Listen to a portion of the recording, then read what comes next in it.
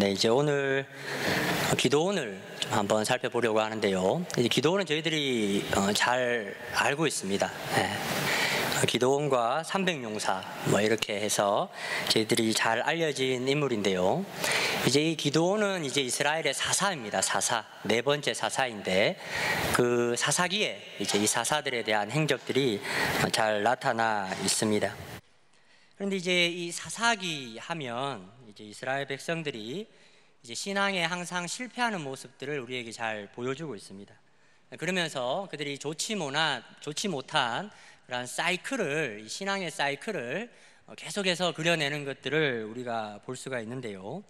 이제 이스라엘이 이제 하나님께서 주시는 그런 평강을 맛본 후에 시간이 점점 지나면서 하나님을 멀리하더니 그 뒤에는 이제 악을 행하게 되고 또 하나님 앞에 범죄하게 되면 하나님께서 어떻게 하십니까? 하나님께서 이방 민족 중에 한 민족을 세워가지고 이스라엘을 좀 이스라엘이 압제를 당하도록 그렇게 하십니다. 그래서 이제 이스라엘이 이제 그 압제를 당하여서 괴롭게 되어서 이제 그들이 다시금 좀 하나님을 좀 찾고 좀 하나님을 구하게 되면 또 하나님께서 이제 이 이스라엘을 구원하려고 보내신 그 사람이 이제 사사였습니다. 사사. 그래서 이제 이 사사로 말미암아 이스라엘이 구원을 받게 되고 그러면 또 이제 평화가 또 찾아오게 됩니다. 그런데 또 시간이 흐르면 또 이제 이스라엘 백성들이 또 하나님을 잊어버리고 또 하나님을 떠나서 이렇게 생활하게 되는 이 좋지 못한 그런 어떤 사이클이 계속 거듭되는 것들을 우리가 볼 수가 있습니다. 이제 오늘 말씀에도 이제 이 6장 1절의 말씀을 보게 되면 이렇게 시작하는 것을 볼 수가 있습니다. 이스라엘 자손이 또 여호와의 목전에서 악을 행하였으므로 여호와께서 7년 동안 이스라엘 자손들을 미디안의 손에 넘겨주었다. 이제 이렇게 시작하는 것을 볼 수가 있습니다. 그래서 이제 이 이스라엘 민족들이 이 미디안의 압제를 피하여서 그들이 산으로 또 굴로 이렇게 들어갔었다, 이런 말씀을 하게 되는데요. 이 미디안 족속이 얼마만큼 이 이스라엘 사람들을 괴롭게 했는가 하면 이제 이스라엘이 파종한 때가 되면 이 미디안과 함께하는 아말렉 족속이라든가 동방 사람들을 데리고 이스라엘 사람들의 땅에 진을 치고 싹 다 이렇게 훑어서 곡식이든 짐승이든 다 이렇게 가져가 버리고 마치 메뚜기 떼가 와서 그 곡식을 다 이렇게 쓸어가는 것처럼 그렇게 이스라엘 사람들의 그 땅을 황량하게 이들이 만들어 버렸다, 이제 이렇게 이야기를 하고 있습니다. 그랬더니 이제 이스라엘 자손들이 이 미디안으로 말미암아서 그들의 궁핍함이 매우 심해지게 되었다, 이렇게 말씀을 우리들에게 이야기를 하고 있습니다. 이제 그들이 이제 이런 형편에 처하게 되자 그제서야 이제 이들이 좀 하나님을 찾고 또 하나님께 부르짖는 모습을 우리가 볼 수가 있습니다. 이제 기도원도 바로 이런 사사기의 그런 사이클 속에서 하나님께서 이스라엘 백성들을 구원하시기 위해서 등장하게 되는 그런 사람인데요. 이제 오늘 말씀의 6장 11절부터의 말씀을 한번 보시게 되면 이제 여호와의 사자가 이 기도원을 부르는 장면을 우리가 볼 수가 있습니다. 이제 여호와의 사자가 이제 이스라엘을 구원하기 위해서 기도원에게 나타나서 이렇게 이제 이야기를 합니다. 큰 용사여, 여호와께서 너와 함께 계시도다 하시고 이제 기도원을 부르시는 장면을 우리가 볼 수가 있습니다. 저는 이제 이 기도원을 부르는 이 장면에서 저는 이제 이스라엘을 향하여서 여전한 하나님의 사랑을 좀 엿볼 수가 있었는데요. 이유는 사실 우리 보통 사람들은 인내심이 많지가 않지요. 한 번, 두 번 정도는 저희들이 봐줄 수 있지만 저희들이 이제 잘 안 되는 게 이제 상습범들한테는 저희가 이제 관용을 베풀기가 많이 힘이 듭니다. 근데 오늘 말씀을 보시게 되면 이제 이스라엘의 사사가 많이 나타나게 되죠. 우리 이스라엘 전 역사에도 보게 되면 또 어떤 왕 때는 하나님을 떠나 있다가 또 어떤 왕 때는 다시 하나님을 찾고 이런 것들이 계속해서 반복되는 모습을 볼 수가 있습니다. 우리 같으면 이제 포기할 만도 한데 하나님께서는 어떻게 하십니까? 끝까지 포기하시지 않죠. 끝까지 포기하시지 않고 당신의 백성들이 또 죄를 뉘우치고 또 하나님을 찾기만 하면 하나님께서 또 구원자를 보내주시고 그들의 백성을 그 많은 어려움에서부터 구하시는 모습을 우리가 볼 수가 있습니다. 그런데 그럼에도 불구하고 이스라엘 백성들이 이렇게 그 신앙에 실패하는 모습을 많이 보이게 됩니다. 저는 이것이 이들이 자신들을 향하신 하나님의 사랑이 얼마나 큰지를 깨닫지 못하기 때문에 일어난 결과다, 이렇게 저는 생각을 하고 있는데요. 바로 이스라엘이 하나님을 잘 알지 못하게 되면, 이스라엘이 하나님을 알지 못하게 되면 그들이 실패하게 되고 또 하나님을 떠나게 되고 또 이렇게 하나님 앞에 범죄하게 되는 그런 모습들을 우리가 볼 수가 있다라는 겁니다. 그런 면에서 사실은 저희들도 사실 우리가 신앙생활 할 때 또 이스라엘 백성들만큼은 아니지만 우리도 좀 신앙생활 할 때 좋지 못한 사이클이 자주 나타나는 것을 아마 대부분은 그런 어떤 경험들이 있으실 겁니다. 우리가 좀 능력 있는 삶을 살고 좀 하나님의 살아계신 역사들을 경험하기보다 좀 쉽게 좌절하고 실패하고 무너지는 이유가, 저는 우리도 그만큼 하나님을 잘 알지 못하기 때문에 저는 일어난 그런 결과가 아닌가, 저는 그렇게 좀 생각을 합니다. 여러분, 저도 목회자이지만 저도 하나님을 조금만 멀리하면 성경을 한 2, 3일 또 바쁨을 핑계로 잘 묵상하지 못하고 또 기도의 자리를 잘 지켜내지 못하면 제가 성령으로 충만하다 이런 느낌을 잘 못 받습니다. 그리고 좀 나와 교회를 향하신 그런 어떤 하나님의 뜻과 바람을 좀 이렇게 이해하고 그렇게 좀 살기보다는 좀 내 생각대로, 내 주관대로 행동할 때가 많이 있습니다. 여러분, 저희가 오늘 말씀을 통해서 좀 전하고 싶은 첫 번째 메시지는, 우리가 좀 신앙생활을 할 때에는 여러분, 하나님을 아는 것보다 더 중요한 것은 없다라는 것을 저는 말씀을 좀 드리고 싶습니다.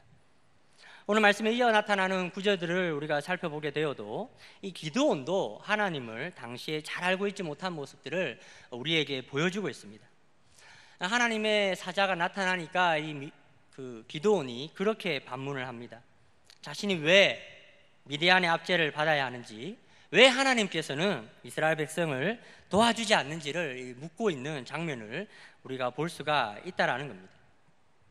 그런데 아무튼 이 여호와의 사자가 기드온에게 나타나서 그렇게 그를 부르시는데, 이 기드온의 질문에는 그가 시원하게 대답을 해주지가 않습니다.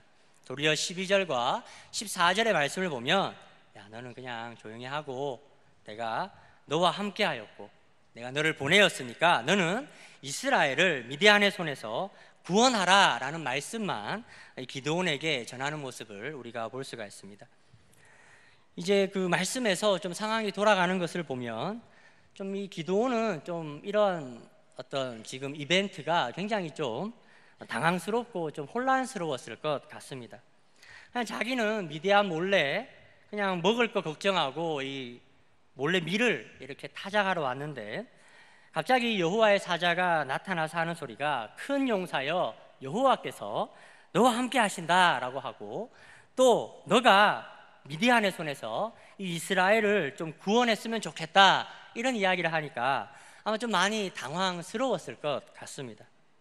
아마 누구라도 이런 부르심 앞에서는 좀 부담이 되기도 하고, 사실 내 손에 무슨 능력이 있어서 이스라엘 백성을 우리가 구원할 수가 있을까, 사실 우리의 능력 밖에 있다고 생각을 많이 하기 때문에 우리가 좀 이런 것들이 사실은 쉽게 받아들여지지가 않습니다. 사실 저도 비슷한 그런 경험들이 있는데요. 이런 것들 제가 지금 이렇게 앞에 서서 말씀을 전하는 게 이런 것들 좀 잘 어울리십니까? 저는 아직도 어려워요. 말씀을 전하는 것도 어렵고 또 목회를 하는 것도 너무나 어렵습니다. 아직도 이 목사라는 직분이 저에게는 잘 맞지 않는 그런, 좀 저에게는 과분한 그런 옷과 같이 느껴질 때가 많이 있습니다. 사실 저의 꿈은 미국의 월스트리트에 한번 진출해 보는 것이 사실은 저의 꿈이었습니다. 세계 모든 금융의 중심지에서 한번 내 인생을 불태워 보리라 하는 것이 사실 저의 바람이었습니다. 또 자신도 있었습니다. 능히 할 수 있을 거라 생각하고 자신만만했었는데, 그런데 그게 하나님께서 원하시는 것은 아니었던 것 같습니다. 제가 한 10년을 도망치고 또 도망친 후에야 결국에는 순종하는 게 도망치고 불순종하는 것보다 낫다 이래 생각해서 이 자리에 섰지만, 아직도 사실은 저를 이렇게 목회자로 삼으신 하나님의 뜻을 제가 100% 이해하지는 못하고 있습니다. 나 같은 걸 이렇게 목회자로 삼으시다니, 이 땅에 인물이 그렇게 없으신가 보다, 이렇게 생각을 많이 했었는데요. 어쨌든 순종함으로 이 목회자의 길을 들어섰지만, 그 이후에도 사실은 좀 저같은 좀 자격 없는 사람, 무능한 사람을 좀 세우셔서 왜 이렇게 여러 사람들을 고생하도록 하시나, 이런 생각이 들 때가 많이 있습니다. 그래서 제가 아마 자주 비슷한 이야기를 제가 설교에서도 하고 또 사람들을 만나서도 그런 말들을 많이 했던 것 같아요. 정말 이 자리는 내하고 안 맞는 것 같아. 정말 쉽지가 않다. 왜 하나님께서 이런 자리로 나를 인도해 주셨는지 내가 잘 알지를 못하겠다. 제가 이런 이야기를 굉장히 많이 하고 다녔었습니다. 이제 하나님께서도 처음에는 제가 이런 말을 하고 다녀도 처음에는 별 말씀이 없으셨어요. 그런데 시간이 조금 지나고 나서도 제가 계속해서 이렇게 이 자리가 거북하다, 부담스럽다 이런 이야기를 하니까 하나님께서 별로 안 좋아하시는 것 같아요. 그러면서 이제 한날 기도하는 중에 저한테 하나님께서 그런 말씀을 하셨던 것 같아요. 야, 네가 아니야, 네가. 내가 하지. 야, 너 자격 없고 무능한 거 내가 잘 알아. 그런데 네가 하는 게 아니고 내가 하는 거야, 내가. 사실 제가 이런 감동을 받고 나서부터는 제가 그런 이야기를 잘 안 합니다. 그리고 나서 이제 제가 이 교회에서 이제 또 사역을 하면 또 봉사나 섬김을 권할 때가 많습니다.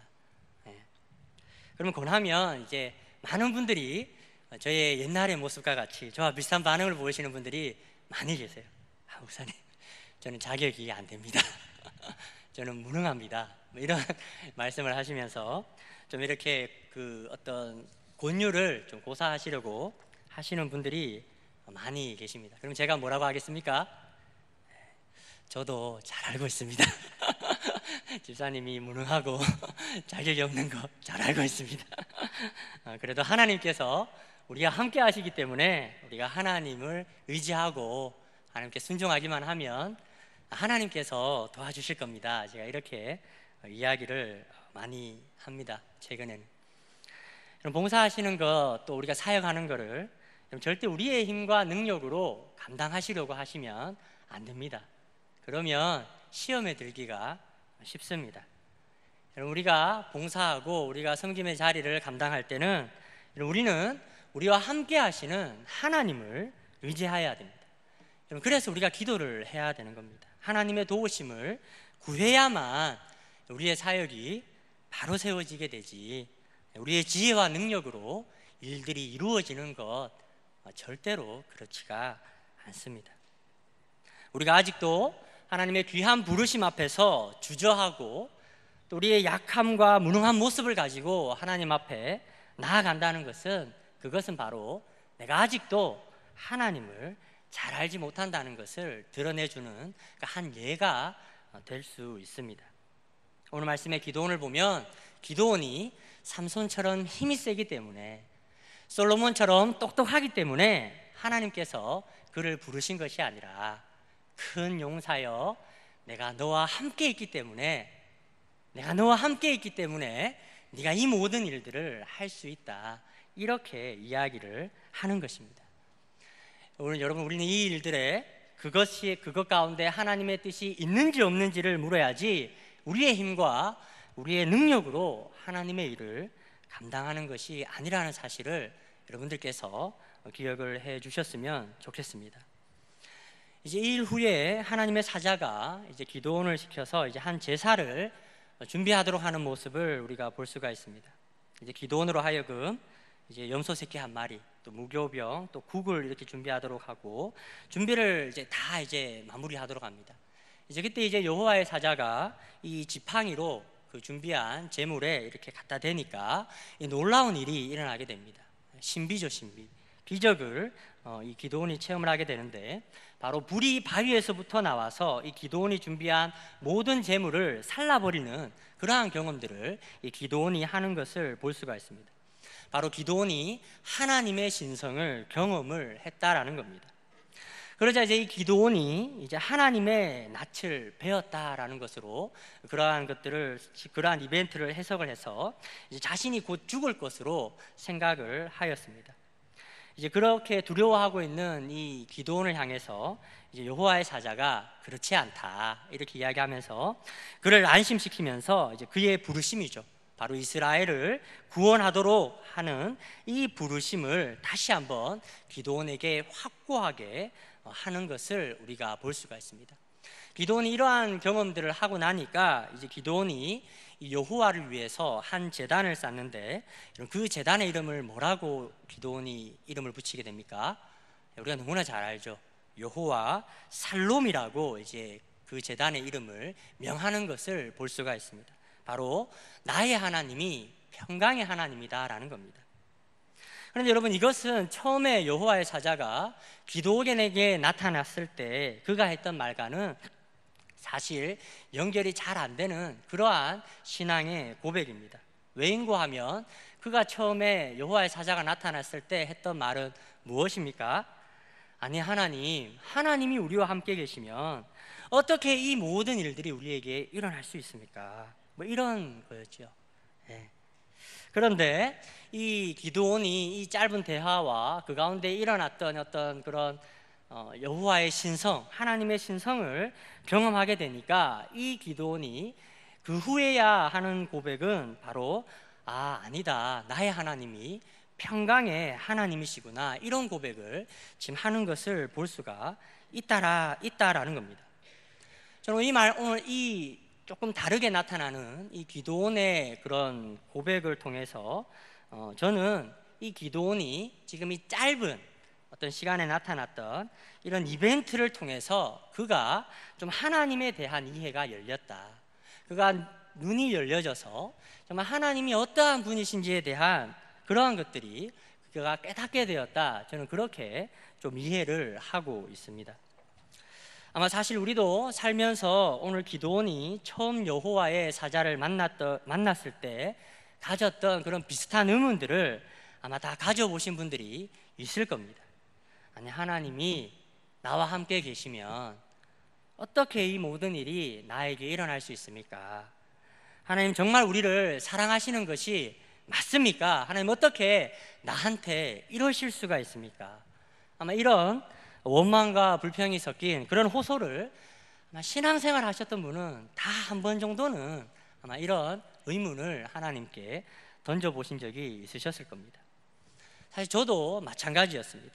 저도 쉽지 않은 그런 때를 좀 지나갈 때에 저는 왜 내가 그러한 어려움과 고통의 순간을 지나와야 했는지 저는 그 이유를 잘 알지를 못했습니다. 제가 그것 때문에 너무 이제 제가 스트레스를 많이 받으니까 제가 사실 하나님 앞에 공식적으로 전도를 하지 않은 그런 기간들이 있습니다. 나 이제 하나님 전하지 않습니다. 나 이제 전도하지 않을 겁니다. 이렇게 하나님께 선언을 했던 적이 있습니다. 실제로 그 기간 동안에 하나님을 전하지 않았습니다. 왜냐하면 하나님 믿고 나서부터 풀리는 게 하나도 없는 거예요. 되는 일이 하나도 없었다라는 겁니다. 아니, 하나님을 전하면 좀 좋은 게 있어야 되는데 이 좋은 게 없더라는 거예요. 하나님을 자랑할 만한 것이 아무것도 없더라라는 겁니다. 그래서 제가 그런 기도를 많이 했어요. 아니면 나도 하나님 좀 자랑할 수 있게 좀 해달라고. 그런 기도를 내가 되게 많이 했었던 기억이 있습니다. 여러분, 제가 그런 어떤 고통과 좀 연단의 시간을 좀 지나오면서 제가 많은 하나님을 경험하게 됩니다. 나를 많은 어려움에서부터 또 건져주시고 나를 향한 그런 여전한 하나님의 사랑을 제가 경험을 하고 지금에 와서는 에베네셀의 하나님을 제가 많이 고백합니다. 나를 지금까지 도우신 하나님. 그러면서 요즘에는 제가 하나님 앞에 가서 기도를 하면 그런 고백을 많이 합니다. 하나님 너무 좋습니다. 내가 믿음을 가지고 있는 것도 너무 좋고, 또 전에는 목회를 그렇게 하기 싫었는데 제가 목회를 하고 있다는 사실도 너무 좋은 거예요. 왜냐하면 제가 이 목회라는 어떤 그런 신분을 가지고 또 신학을 하는 그 과정을 통하여서 하나님을 아는 지식에 제가 되게 많이 부유해진 느낌을 많이 받고 있기 때문에 제가 지금은 정말 하나님이 너무나 좋으신 분이시다, 그렇게 자신 있게 이야기를 할 수가 있습니다. 사실 뭐 지금도 사실 별로 가진 건 없습니다. 아마 여기에 저보다 더 가난하신 분은 없다고 제가 확신할 정도로 저는 정말 아직도 정말 쉽지 않은 그런 때를 지나고 있는데, 그런데 이제는 저는 제 하나님이 샬롬의 하나님이신 것을 저는 알고 있습니다. 제가 어떻게 이렇게 바뀔 수 있었을까? 분명히 전과 크게 달라진 것은 없는데, 달라진 것이 있다면 그것은 바로 내가 과거의 전보다는 바로 하나님을 아는 지식이 저에게 더 충만해졌기 때문이라는 것을 저는 알고 있습니다.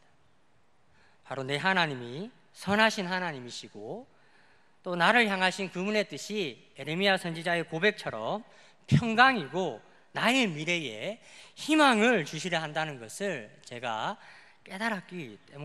깨달았다라는 겁니다. 여러분, 하나님을 우리가 잘 안다는 사실이 이만큼 중요한 일입니다. 여러분, 많은 사람들이 신앙에 실패하는 이유는 먼저 첫 번째로는 그들이 하나님을 잘 알지 못하기 때문입니다. 하나님에 대해서는 많이 알아요. 하나님을 정작 잘 알지 못하기 때문에 신앙에 실패하는 사람들이 오늘에도 많이 있습니다. 그리고 두 번째로는 바로 하나님께서 우리와 함께 계시다는 것을 잘 알지 못하기 때문에 우리가 신앙에 실패하는 경우가 많이 있습니다. 바로 우리의 힘과 우리의 노력과 우리의 지혜로 하려고 하는 경우가 많이 있기 때문에 우리가 신앙에 실패하고 넘어질 때가 많이 있다라는 겁니다.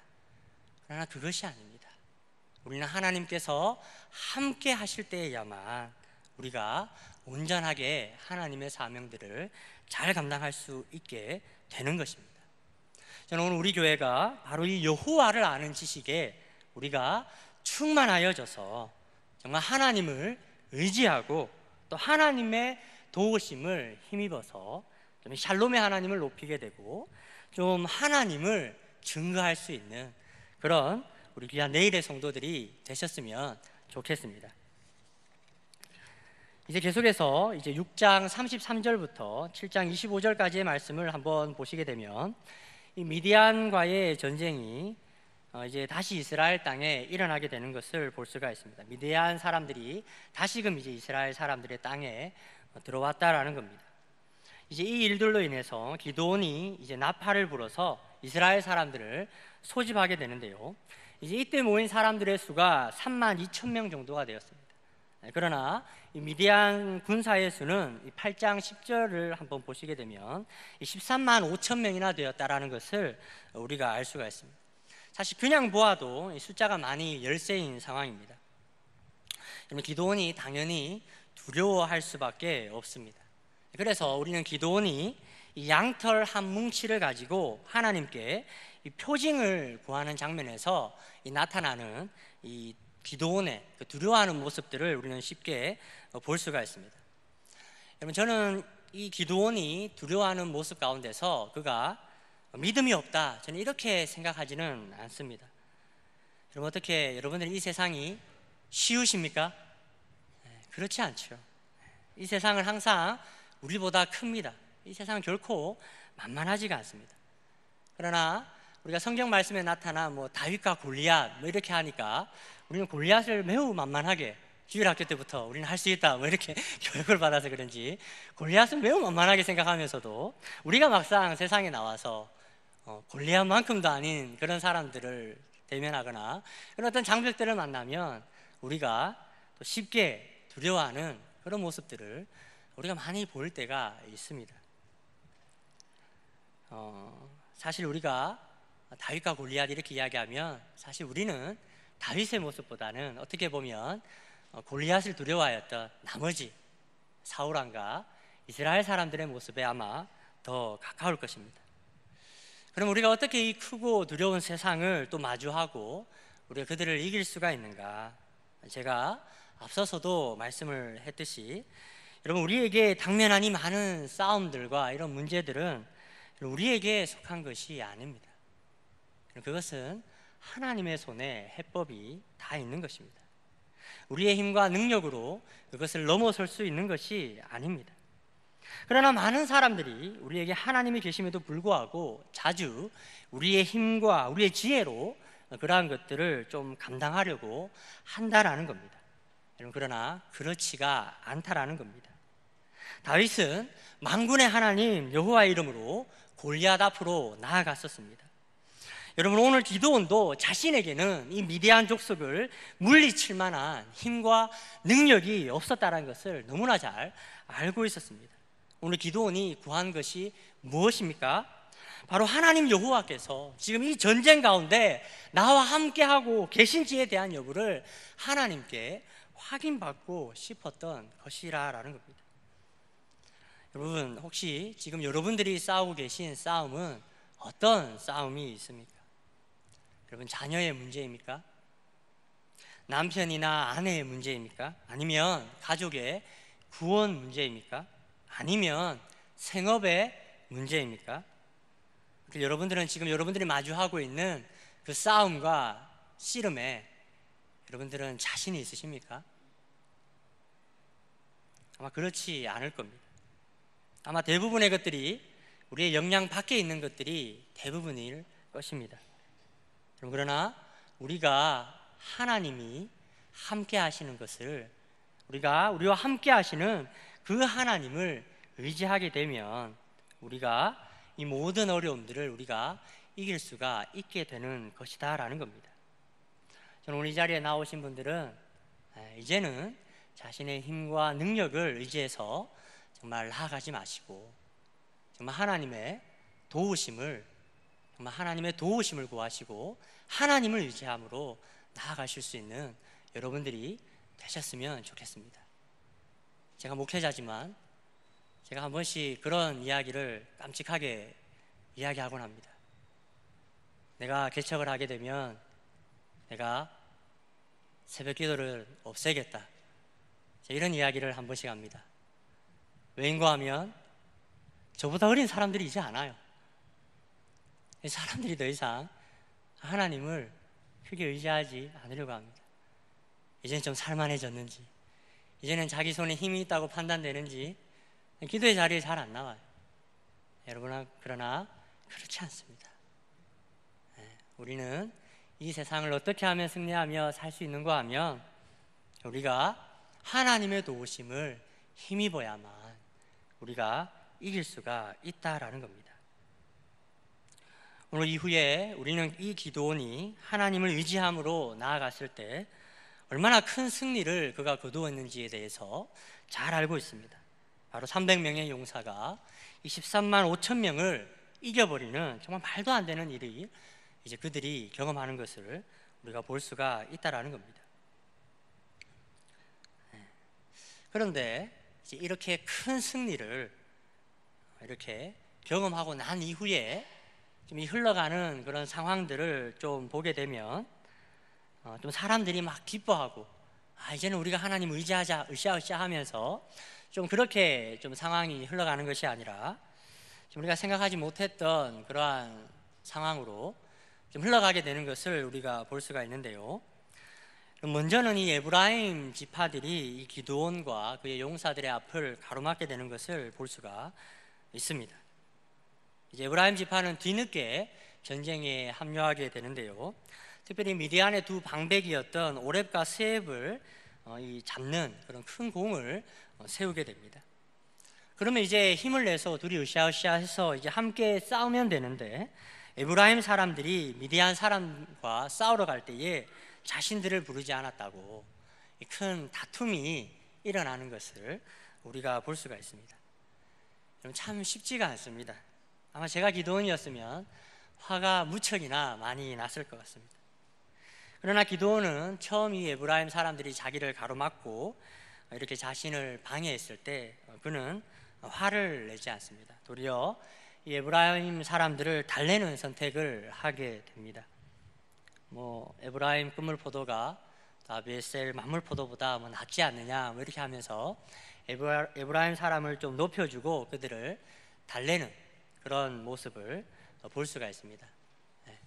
여러분, 그러나 여러분 어떻습니까? 한 번은 참아도 여러분 두 번은 참기 쉽지 않잖아요.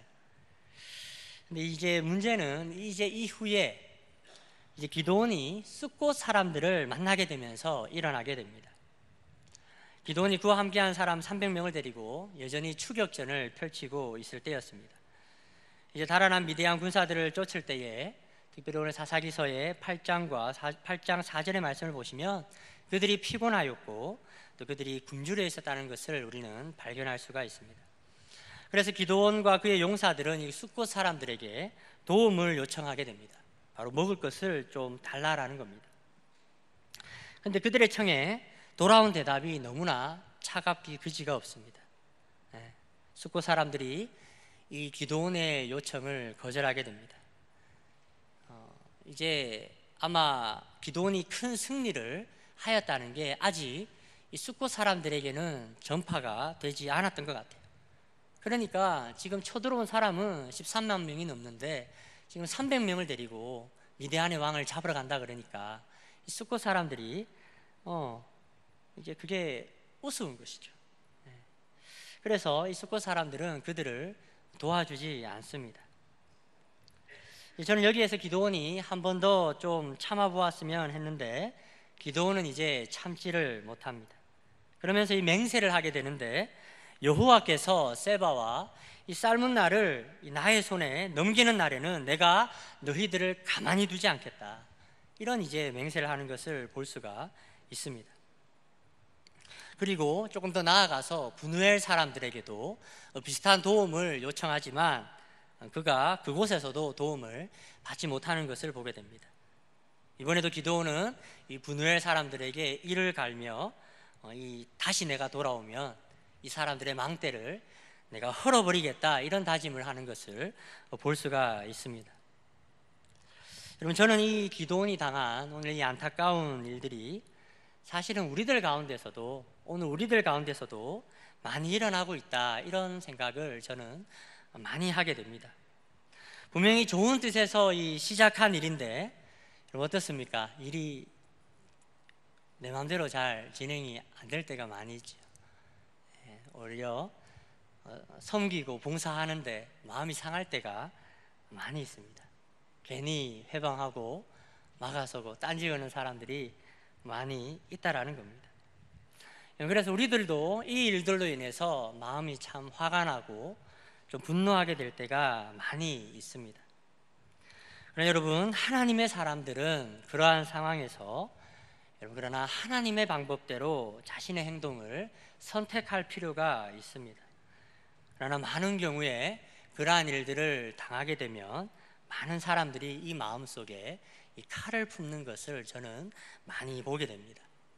내가 한번 두고 보겠다라는 겁니다.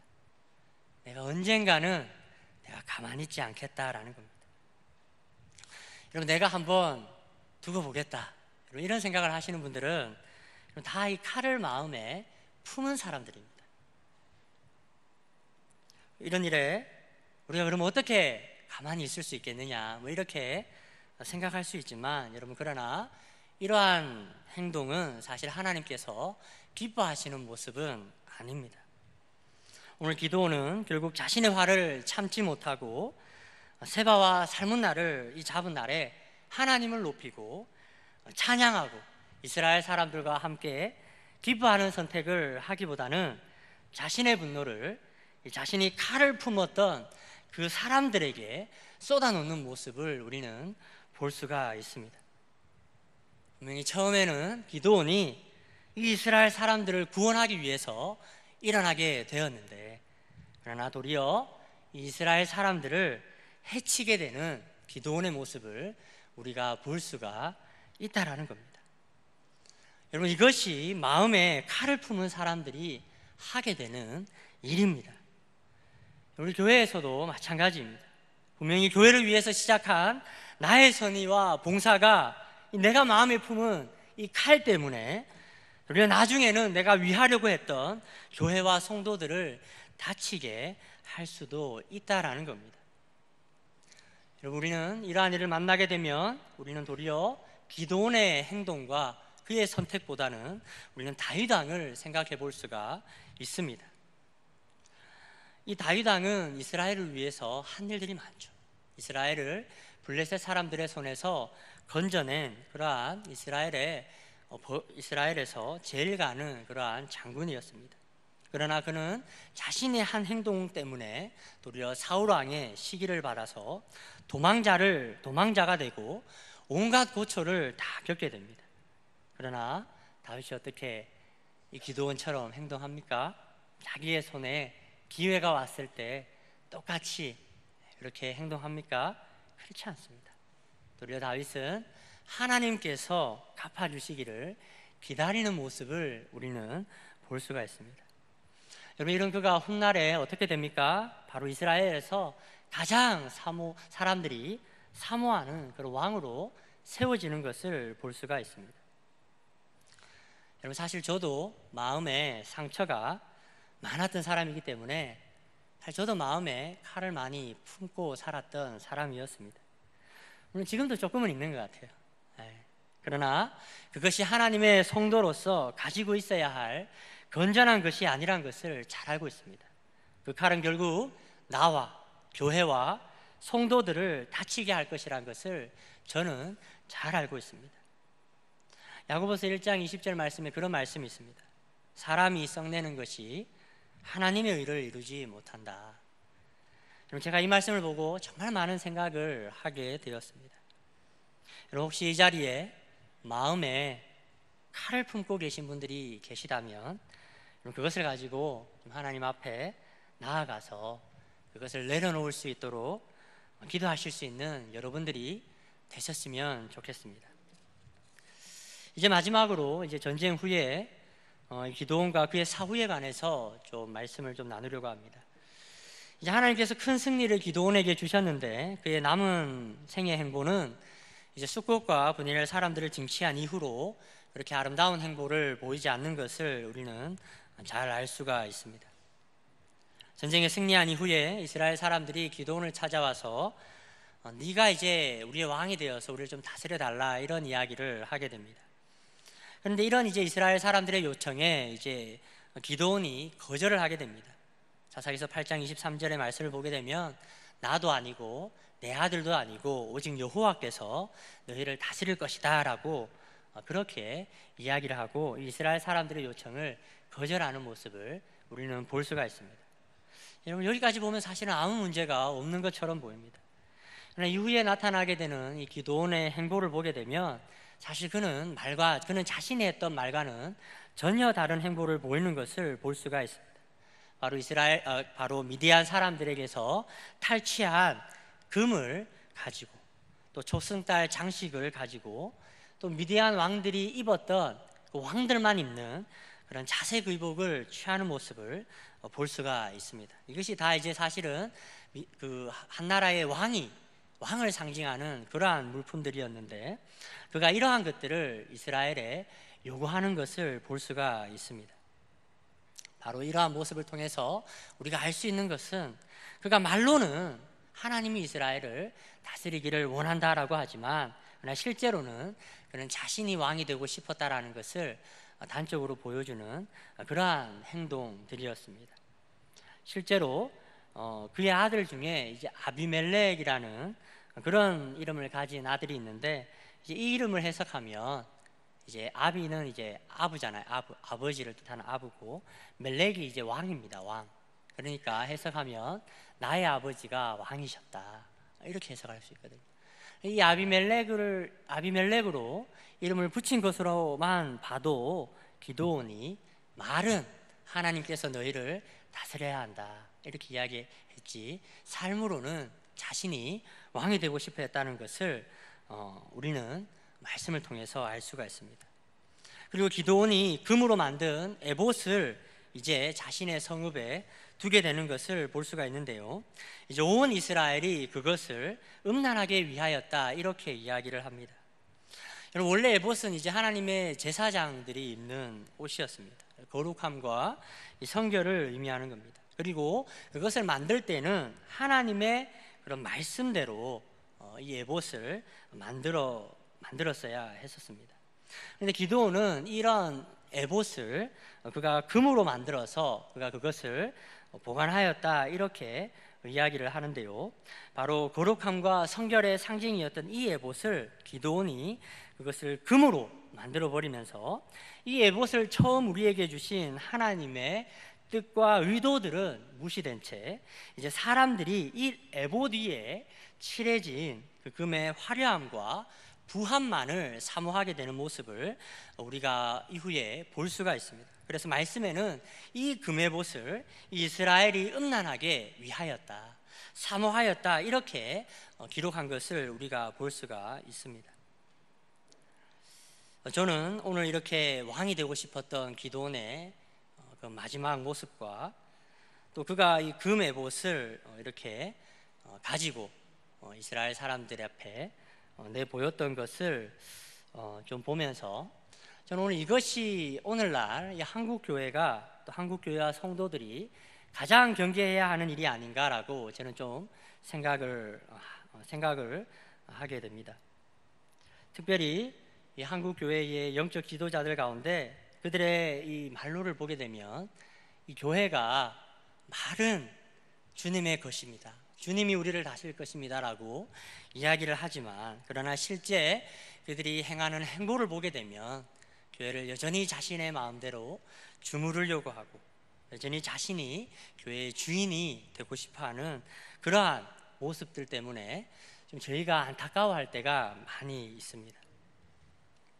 여러분, 그러나 앞서 있는 영적 지도자들이 그런 그릇된 모습을 보이는 것이 어떻게 나와는 좀 상관이 없는 동떨어진 어떤 그런 모습으로 생각을 하십니까? 저는 그렇게 생각하지 않습니다. 저는 바로 그렇게 무너지고 그렇게 잘못된 행보를 하는 하나님의 지도자들과 함께 우리도 무너지고 있고 또 삐뚤어져 가고 있다라고 생각을 많이 합니다. 그 대표적인 예가 금 에봇인데요, 오늘날 우리들의 모습도 살펴보게 되면 사실 우리도 금 에봇을 너무 좋아합니다.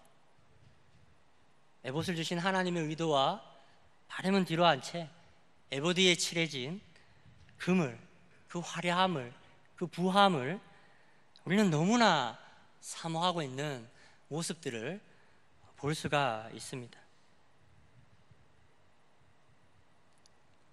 저희 어머님이 저를 위해서 그런 기도를 많이 하셨어요. 하나님 앞에 큰 목회자가 되게 해주세요. 그랬더니 이제 기도 응답으로 덩치만 이렇게 커지가 되었는데, 그래서 제가 어머니한테 그렇게 기도하지 마시라 제가 그렇게 이야기를 해요. 근데 이제 어머님이 이제 또 한 교회를 이제 가셨는데 또 목회자분 때문에 조금 고생을 좀 하셨던 것 같아요. 그러면서 이제 저희 어머님이 이제는 기도가 바뀌셨어요. 참 목회자가 되게. 우리는 너무나 교회가 영적 지도자들만 삐뚤어지고 무너지는 것이 아니라 그래서 우리의 모습도 하나님 앞에 삐뚤어져 가고 있고 무너져 가고 있는 것은 아닌지 모르겠습니다. 우리가 다시금 저는 하나님 앞에 나아가야 될 때라고 저는 생각을 합니다. 우리가 하나님을 주목하지 못하고 하나님 손에 있는 성공과 부의 마음이 빼앗겨서는 안 된다라고 저는 생각을 합니다.